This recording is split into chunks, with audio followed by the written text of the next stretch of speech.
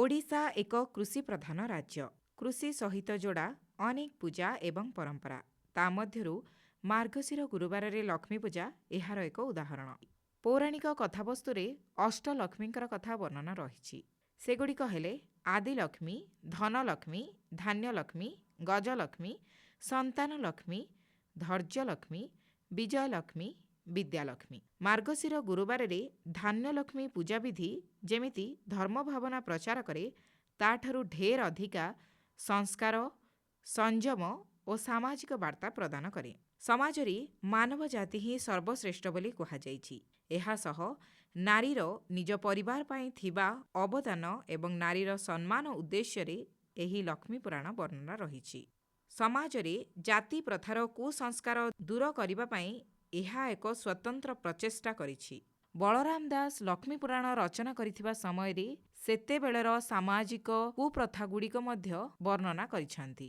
ତେବେ ଧନ ଓ ଐଶ୍ୱର୍ଯ୍ୟର ଅଧିଷ୍ଠାତ୍ରୀ ଦେବୀ ମା ଲକ୍ଷ୍ମୀ।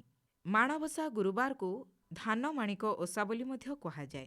ଧାନ୍ୟ ଲକ୍ଷ୍ମୀଙ୍କର ପ୍ରତୀକ ସ୍ୱରୂପ ଧାନପୂର୍ଣ୍ଣ ମାଣକୁ ଖଟୁଳିରେ ସ୍ଥାପନ କରି ବିଧି ମୁତାବକ ଗୁରୁବାରରେ ପୂଜା କରାଯାଏ। ମାର୍ଗଶିର ମାସର ସମସ୍ତ ଗୁରୁବାରରେ ଲକ୍ଷ୍ମୀ ପୂଜା କରାଯାଏ, କିନ୍ତୁ ପ୍ରଥମାଷ୍ଟମୀ ବା କାଳ ଭୈରବାଷ୍ଟମୀ ପର ଗୁରୁବାରଠାରୁ ସ୍ୱତନ୍ତ୍ର ବିଧି କିଛି ରହିଥାଏ, ଯେମିତିକି ପିଠଉରେ ଝୁଟି ଦେବା ଏବଂ ଶିମ୍ବଝଟାକୁ ପ୍ରସାଦରେ ବ୍ୟବହାର କରିବା। ମାର୍ଗଶିର ମାସଟି ମୃଗଶିରା ନକ୍ଷତ୍ର ଅନୁସାରେ ନାମିତ ହୋଇଛି। ଏହି ମାସରେ ହିଁ ପ୍ରଥମାଷ୍ଟମୀ, କାଞ୍ଜିଅଁଳା ନବମୀ ଓ ମାଣବସା ଗୁରୁବାର ପଡ଼ିଥାଏ। ପ୍ରଥମାଷ୍ଟମୀ ବିଷୟରେ ତ ଆମେ ସମସ୍ତେ ଜାଣିଛେ। ଘରର ପଢ଼ୁଆ ମାନେ ପ୍ରଥମ ସନ୍ତାନକୁ ଦୀର୍ଘାୟୁ କାମନା କରି ପ୍ରଥମାଷ୍ଟମୀରେ ପୂଜା କରାଯାଏ। ତେବେ କାଞ୍ଜିଅଁଳା ନବମୀ ବିଷୟରେ ପ୍ରାୟ ଟିକେ କମ୍ ଲୋକ ଜାଣିଥାନ୍ତି। ପ୍ରଥମାଷ୍ଟମୀ ପରଦିନ କାଞ୍ଜିଅଁଳା ନବମୀ ପଡ଼ିଥାଏ। ଏହି ଓଷା ମଧ୍ୟ ସନ୍ତାନମାନଙ୍କ ଉଦ୍ଦେଶ୍ୟରେ କରାଯାଇଥାଏ। ମା ଷଷ୍ଠୀ ଦେବୀଙ୍କୁ ଏହି ଓଷାରେ ପୂଜା କରାଯାଏ।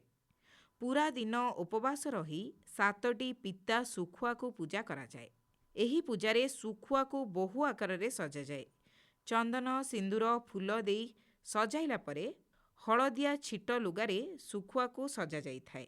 ଏଥିରେ ଓଡ଼ିଆ ପାରମ୍ପରିକ ଖାଦ୍ୟ କାଞ୍ଜି ମଧ୍ୟ ଭୋଗ ଲାଗିଥାଏ। ସେହିଭଳି ଓଢ଼ଣା ଅଷ୍ଟମୀ ଓଷା ଗୌଡ଼ୀୟ ବୈଷ୍ଣବବାଦୀମାନଙ୍କର ଏକ ଉତ୍ସବ, ଯାହା ଶୀତ ଋତୁର ପ୍ରାରମ୍ଭରେ ମନାଯାଇଥାଏ। ପ୍ରଭୁ ଚୈତନ୍ୟଙ୍କୁ ଆରାଧନା କରାଯାଏ ଏହି ଓଷାରେ।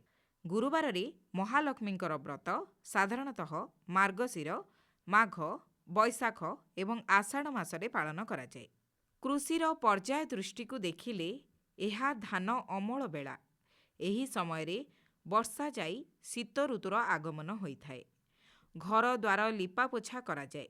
ଏହା ପଛରେ ମଧ୍ୟ ଏକ କାରଣ ରହିଛି, କାରଣ ହରିଶୟନ ଏକାଦଶୀ ଠାରୁ ହରି ଉତ୍ଥାପନ ଏକାଦଶୀ ପର୍ଯ୍ୟନ୍ତ ଚତୁର୍ମାସ୍ୟା ଚାଲିଥାଏ ଏବଂ ଏହି ଚତୁର୍ମାସ୍ୟାରେ ପ୍ରବଳରୁ ପ୍ରବଳ ବର୍ଷା ହୋଇଥାଏ।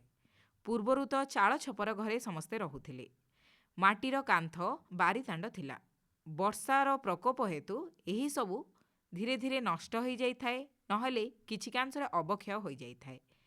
ତେବେ ଶୀତର ପ୍ରାରମ୍ଭରେ ମାନେ ମାର୍ଗଶିର ମାସର ଆରମ୍ଭରୁ ଲକ୍ଷ୍ମୀ ପୂଜା ପାଇଁ ଘରଦ୍ୱାର ଲିପାପୋଛା କରାଯାଏ ଏବଂ ପୁରା ଘରକୁ ସୁନ୍ଦର ଭାବରେ ସଜାଯାଏ ଏବଂ ଧାନର ଅମଳ ପରେ ମା ଲକ୍ଷ୍ମୀଙ୍କୁ ଉପାସନା କରି ଧାନ ସଂଗ୍ରହ କରି ଘର ଦାଣ୍ଡରେ କଳେଇ ଗଦା ବା ଖଳା କରାଯାଇଥାଏ। ସେସବୁକୁ ଗୁରୁବାର ପୂଜା ଦୃଷ୍ଟିକୋଣରୁ ଲିପାପୋଛା କରି ତା ଉପରେ ଓଡ଼ିଆ ଘରର ସୁନ୍ଦର ପିଠଉ ଝୋଟି ଦିଆଯାଇଥାଏ। ଝୋଟି ଚିତା ହେଉଛି ସଣ୍ଠଣାଯୁକ୍ତ ଲୋକକଳାର ଅଂଶବିଶେଷ। ଏହି କଳା ଶିଖିବା ପାଇଁ ଶିକ୍ଷକର ଆବଶ୍ୟକତା ନଥାଏ। ଏହା କେବଳ ଏକ ଅନୁସରଣ ବିଦ୍ୟା। ମା ଠାରୁ ଝିଅକୁ ଏବଂ ତାପରେ ପିଢ଼ି ପରେ ପିଢ଼ି ଆସିଥାଏ। ଗୋବର ଲିପା ମାଟି ଚଟାଣ ହେଉ କି ବଡ଼ ବଡ଼ କୋଠାବାଡ଼ି, ଯେଉଁଠି ପିଠଉ ଝୋଟି ପଡ଼ିଥାଏ ଖୁବ୍ ଆକର୍ଷଣୀୟ ଲାଗେ। ପିଠଉ ଝୋଟିର ଅନେକ ପ୍ରକାରର ରୂପ ମଧ୍ୟ ରହିଛି। ଧାନ ସିସା ଚିତା ଉପରେ ଚୁଳିଆ ଟୋପା, ଲତା, ଡାଳପତ୍ର, ଫୁଲ ସହ ଅଷ୍ଟକୋଟିଆ ପଦ୍ମ, 16 କୋଟିଆ ପଦ୍ମ ଏହିସବୁ ଅଙ୍କାଯାଇଥାଏ। ଲକ୍ଷ୍ମୀ ପାଦ ସହିତ କୁମ୍ଭ, ହାତୀ ଏବଂ ବିଭିନ୍ନ ଆକୃତିର ଶୁଭ ଫଳଗୁଡ଼ିକ ମଧ୍ୟ ପିଠଉରେ ଅଙ୍କାଯାଇଥାଏ, ଯାହାକି ଖୁବ୍ ଶୋଭାବର୍ଦ୍ଧନ କରେ। ତେବେ କହିବାକୁ ଗଲେ ଗୋଟିଏ କଥା, ଘରର ପରିଚ୍ଛନ୍ନତା ମାର୍ଗଶିର ଗୁରୁବାରର ଶ୍ରେଷ୍ଠ କଥାବସ୍ତୁ ଏବଂ ପରିଷ୍କାର ହିଁ ଲକ୍ଷ୍ମୀ। ଏହି ସମୟରେ ଗାଁ ଦାଣ୍ଡରେ କଳେଇ ବୋହାଯାଏ, ଖଳାକୁ ଅଣାଯାଏ। ଏହାକୁ ଲକ୍ଷ୍ମୀଙ୍କର ବିଜେ ବୋଲି ମଧ୍ୟ ସ୍ୱାଗତ କରି ପୂଜାର୍ଚ୍ଚନା କରାଯାଏ। ଶେଷ ଗୁରୁବାରରେ ସ୍ୱତନ୍ତ୍ର ପୂଜାବିଧି ରହିଛି। ଏହି ଗୁରୁବାର ଉଦ୍ଯାପନ ବିଧି ହୋଇଥାଏ। ବେତ ଟୋକେଇ ଓ ଗଉଣୀରେ ଶୁକ୍ଳ ଧାନ ପୂର୍ଣ୍ଣ କରି ଶୁକ୍ଳ ଧାନର ମେଣ୍ଟିକୁ ବେଣୀ ମଣ୍ଡିତ କରି ଖଟୁଳି ଉପରେ ସ୍ଥାପନ କରାଯାଏ। ଛିଟ କନାରେ ଖଟୁଳିକୁ ବହୁ ରୂପରେ ଘୋଡ଼ାଇ ଓଢ଼ଣା ଦିଆଯାଇଥାଏ। ଖଟୁଳି ସ୍ୱରୂପା ମା ଲକ୍ଷ୍ମୀଙ୍କୁ ସୁନା ଅଳଙ୍କାର ପିନ୍ଧାଯାଇଥାଏ।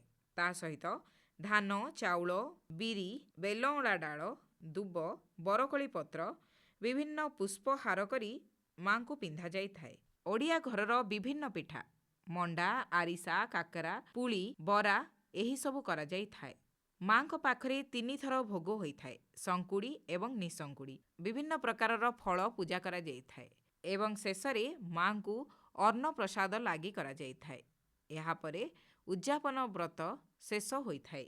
ନିଜ ପରିବାରର ସଦସ୍ୟ ସେହି ପ୍ରସାଦକୁ ସେବନ କରି ମାଙ୍କର ଆଶୀର୍ବାଦ କାମନା କରନ୍ତି।